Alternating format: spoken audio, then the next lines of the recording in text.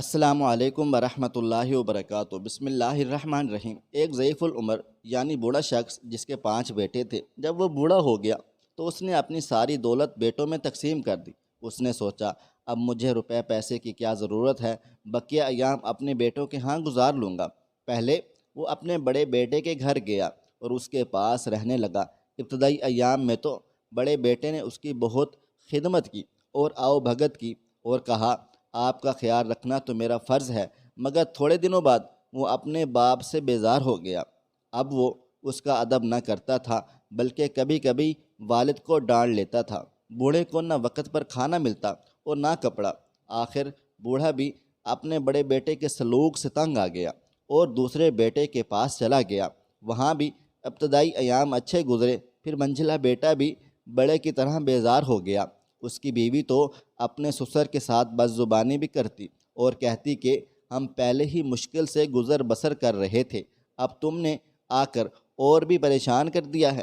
بیچارہ بوڑھا جلد ہی وہاں سے بھی اکتا گیا، پھر منجھلے بیٹے کے پاس گیا، مگر اس کے سلوک سے بھی پریشان ہو کر سب سے چھوٹے اور لاڈلے بیٹے کے پاس جا پہنچا اور وہاں سے بھی تنگ ہو کر نکلا۔ بیچارے کو کہیں چین نہ ملا۔ سارے بیٹے اپنے والد کو ساتھ رکھنے سے بچنا چاہتے تھے۔ کوئی کہتا میرے اتنے بچے ہیں، تم کو کیسے رکھ سکتا ہوں؟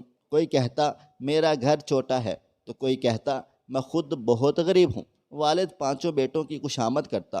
اس نے رو رو کر کہا میں تمہارا باپ ہوں، میرے بڑھاپے اور کمزوری پر ترس کھاؤ، مگر کوئی پرواہ نہ کرتا تھا۔ ایک مرتبہ 5 بیٹے اکٹھے ہوئے اور سب نے مل کر فیصلہ کر لیا کہ والد کو کسی اسکول بھیج دیا جائے جو روزانہ صبح کو جائے اور شام کو آئے، تھوڑی روٹی اسے دے دی جائے۔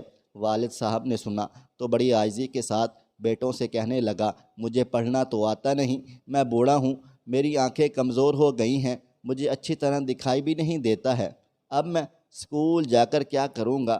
مجھے کہیں رہنے کو تھوڑی سی جگہ اور ایک ٹکڑا روٹی دے دیا کرو، میں پڑا رہوں گا۔ مگر ظالم بیٹوں نے والد کی ایک نہ سنی اور گاؤں سے دور ایک اسکول میں زبردستی بھیج دیا۔ والد روتا ہوا چلا جا رہا تھا کہ راستے میں ایک ضعیف العمر مگر امیر آدمی کا گھوڑا وہاں سے گزرا تو گھوڑے سے اتر کر پوچھا کہ کہاں جا رہے ہو؟ اسکول جا رہا ہوں، ضعیف العمر اور مظلوم والد نے جواب دیا۔ امیر آدمی نے حیرت سے کہا بڑے میاں اس عمر میں اسکول جاؤ گے؟ یہ تو تمہارے گھر میں آرام سے بیٹھنے کے دن ہیں۔ مظلوم والد نے اپنی پوری کہانی سنائی تو امیر آدمی نے کہا بڑے میاں اسکول جانے کا خیال تو بیکار ہے، مگر تم غم نہ کھاؤ، میں تمہاری مدد کروں گا۔ ایک تھیلی نکالی اور اس میں کوئی چیز بھر دی، پھر تھیلی کو ایک لکڑی کے صندوق میں رکھ کر صندوق کو اچھی طرح بند کر دیا۔ صندوق ضعیف العمر والد کو دیتے ہوئے اس کے کان میں کچھ کہا۔ ضعیف العمر والد صندوق لے کر خوشی خوشی گاؤں واپس پہنچ گیا۔ بیٹوں نے جو دیکھا کہ والد ایک صندوق بغل میں دبائے چلا آ رہا ہے تو سمجھ گئے اس میں ضرور کچھ دھن دولت ہے۔ انہوں نے اپنے والد سے یہ نہ پوچھا تم اسکول کیوں نہیں گئے، بلکہ اب خاطر تواضع میں لگ گئے۔ ہر ایک اسے اپنے گھر چلنے کو کہتا۔ پھر انہوں نے والد صاحب کو خوب کھانا کھلایا۔ کھانے پینے کے بعد بوڑھوں نے کہا میرے پیارے بچوں، اپنی جوانی میں میں نے کچھ دولت جمع کر کے جنگل میں دفن کر دی تھی، مجھے اس کا خیال بھی نہیں رہا تھا۔ آج جو ادھر سے گزرا تو یاد آیا، زمین کھودی تو صندوق جوں کا توں تھا، اب یہ میری زندگی تک یوں ہی بند رہے گا۔ میرے مرنے کے بعد اسے کھولنا اور تم میں سے جو میری سب سے زیادہ خدمت کرے گا اور بڑھاپے میں مجھے آرام دے گا، اس دولت کا زیادہ حصہ اس کو ہی ملے گا۔ یہ سن کر 5 بیٹے آپس میں لڑنے لگے کہ ابا کو میں اپنے پاس رکھوں گا۔ اب بوڑھا جس بیٹے کے پاس بھی جاتا اس کی خوب آؤ بھگت ہوتی، سب اس کے کھانے پینے کپڑے اور آرام کا بہت زیادہ خیال رکھتے تھے۔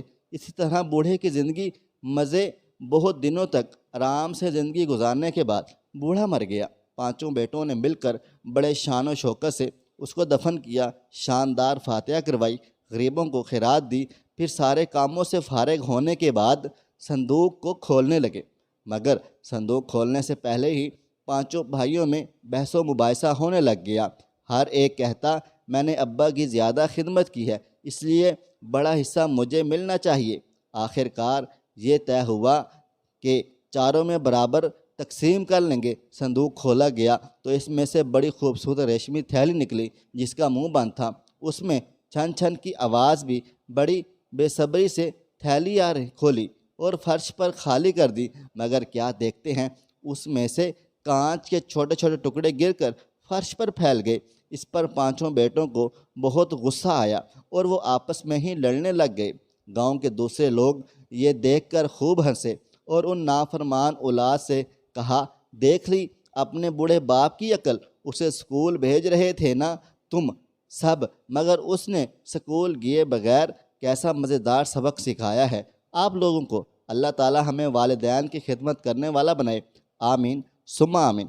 خواہش صرف اتنی ہے کہ کچھ الفاظ لکھوں جس سے کوئی گمراہی کے راستے پہ جاتے جاتے رک جائے، اور نہ بھی رکے تو سوچ میں ضرور پڑ جائے۔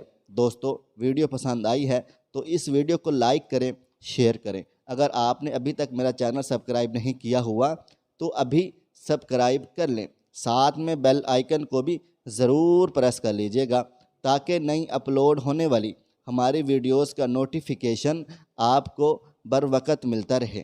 مجھے اگلی ویڈیو تک اجازت دیں۔ اللہ حافظ۔